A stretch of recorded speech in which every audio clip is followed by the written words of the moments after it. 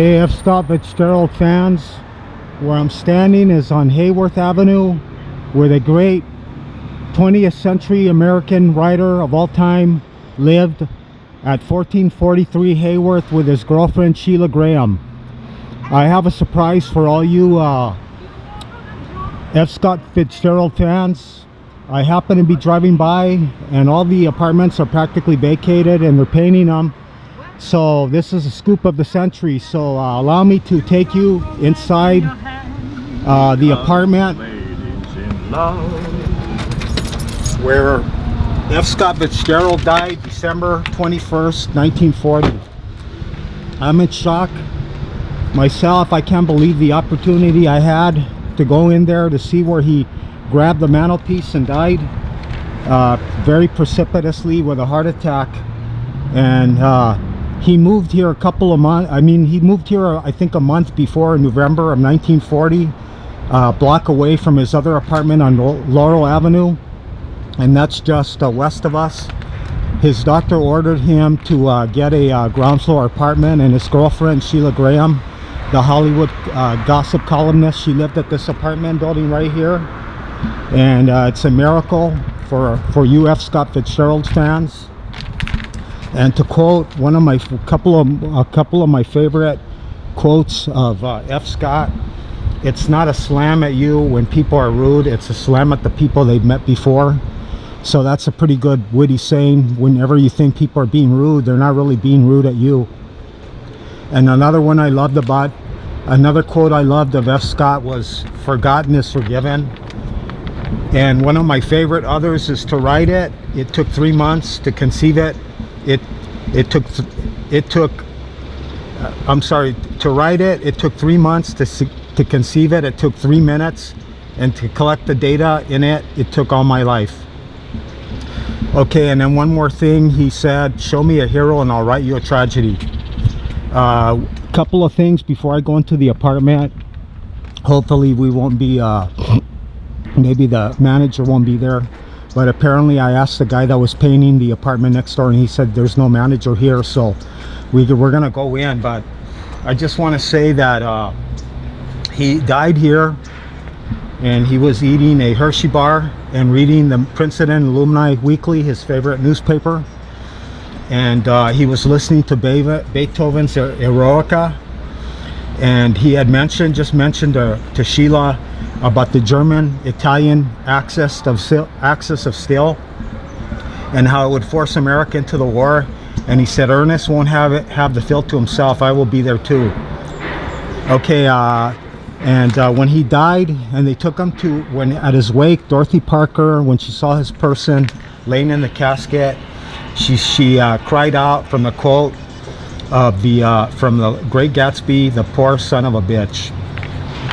And I just want to say that when he died in this apartment, he regarded himself as a failure, and he said that all his work would be forgotten because, if you can believe it, he only made $2,000 from the Great Gatsby, and now it sells 25 million copies and in 50,000 copies a year. It sold 25 million copies altogether, and he only wrote 4 novels: This Side of Paradise, The Beautiful and Damned, The Great Gatsby, which is considered one of the best books of the 20th century, Tender as the Night, and The Love of the Last Tycoon, which was unfinished when he died.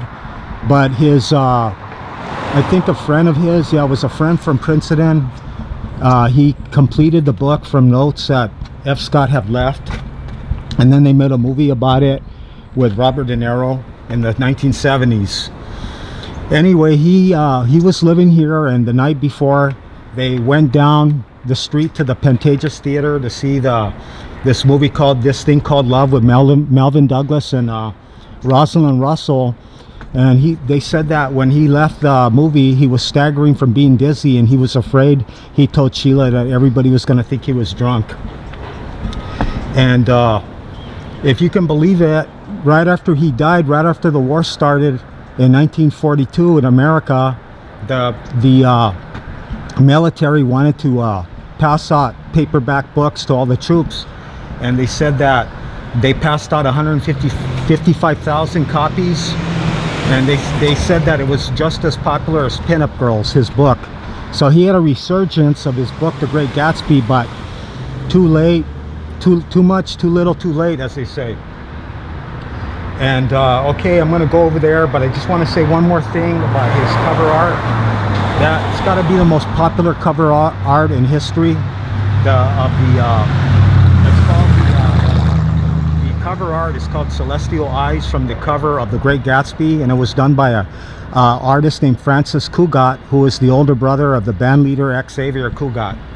And so they said that he had he wasn't even finished with The Great Gatsby, and he told a couple of his, I think he told Ernest Hemingway that he wrote, when he saw the cover art, he wrote that billboard into the storyline. So actually, that's kind of like a strange situation where the cover art was out before the book, but it inspired him to put that famous scene in the book. If you've ever read the book, you'll know what I mean. Okay, let's go over there before they lock it up. And like I said, he was eating a Hershey bar, and he had just read about the German-Italian pact, the Axis of Steel, as they call it. And he was looking at his favorite magazine, the Princeton, what is it? The Princeton Alumni Weekly. And he was making notes in it, and he was eating a Hershey bar. So let's go to see where he grabbed that mantelpiece before he died. And another factoid, Harry Culver was the manager of this building here. And if you know anything about the history of Southern California, Harry Culver was the founder of Culver City. And when he bought up all that land in the teen era, he influenced a lot of movie makers to move to Culver City, and that's where MGM ended up. And here's the apartment right here, 1443 Hayworth, West Hollywood. Here's where the greatest writer of the 20th century lived for a short while with Sheilah Graham, and that's where he died, on this famous mantelpiece right here. He grabbed the mantelpiece after eating a Hershey bar, and I just can't believe it. I'm getting the scoop. And let's go look around here before they come in here. The bathroom, where the great writer of the 20th century washed up, obviously. The hallway. We're in West Hollywood, California. Let's go to the kitchenette. I can't believe it. It's like totally original. We'll never get a chance like this ever in the history of the literature, where the great Scott Fitzgerald actually lived. I can't believe it. It's like a scoop of the century, and this guy's actually nice about it. I actually told him that I was interested in renting the apartment, and I asked him where the manager was. He goes, I got here yesterday and I don't know. There's another washroom. Look at all that tile. Pretty much original. I can't believe it. I'll never get this opportunity. I hope that's not the manager. But let's go back here before you say anything. I can't believe it. The scoop of the century, in my opinion, where the great F. Scott Fitzgerald died December 21st, 1940, and there's the famous mantelpiece. I'm amazed. He spent the last month of his life here, and he lived on Laurel Avenue, a block away, but it was upstairs, and his doctor ordered him to change apartments because he said it would be too strenuous on his heart. And they're revamping all these apartments. So here's an outside view. And anyway, getting back, Sheilah rushed out of this door right here, and she went to go get the manager, Harry Culver. And like I said, he was the founder of Culver City, and he influenced all the people at the time to buy real estate there, including all the big movie studios. And he sold land cheap because I think he had bought all that land from the original ranch. And he influenced them all. MGM, Thomas Ince, And then Thomas Ince, when he died, he sold that property to Cecil B. DeMille.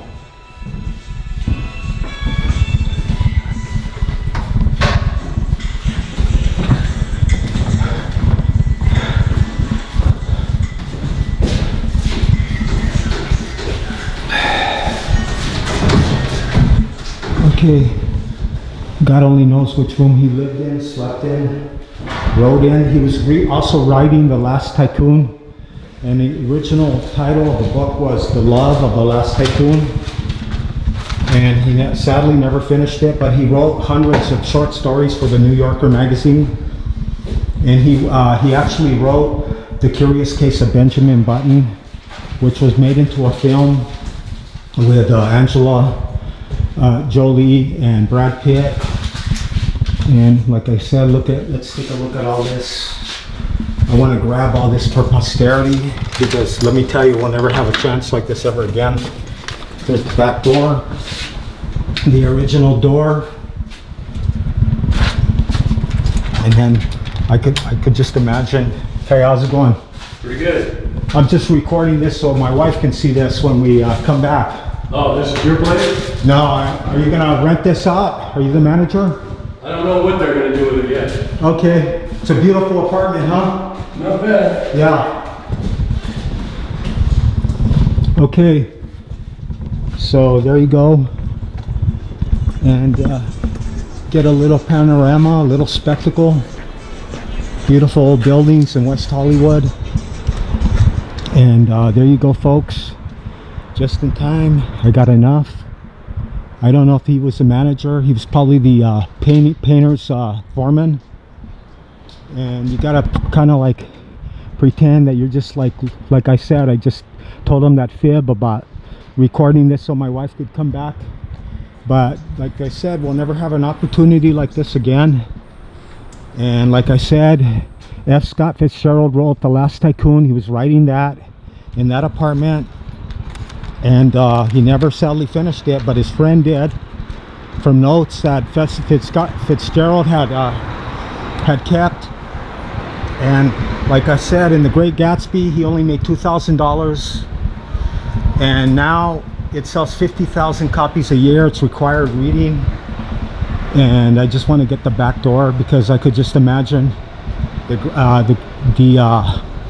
great man himself sitting back here, smoking a cigarette like they all did back then. And it was locked, but I could just imagine Sheilah and F. Scott coming back here, driving their big Cadillacs and parking back here, and that's all original. So that's a scoop of the century for posterity. There you go, the back windows.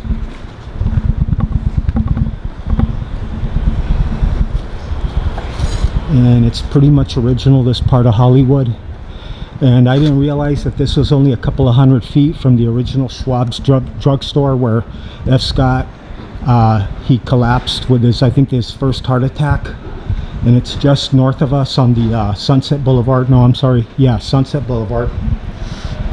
And like I said, the last song he was listening to was Beethoven's Eroica. And like I quoted you guys, all you fans out there of F. Scott Fitzgerald, those famous quotes of his, the ones I like the best. And okay, well, there you go. We got it for posterity. We'll never get another chance like that again. When you pan you guys a shot of West Hollywood, the hills, and all this part of West Hollywood is pretty much original, thankfully. And all that corner they've torn out, all old Hollywood. They put all the condos, and here we go. We'll never get another chance like that again for posterity and for all of F. Scott Fitzgerald fans all over the world. And he lived a pretty sad, lost life, and may he find peace wherever he's at. And thank all the gods that we were able to get that film of the inside of that apartment. Thank you very much. And Mr. Fitzgerald, good night, sweet prince.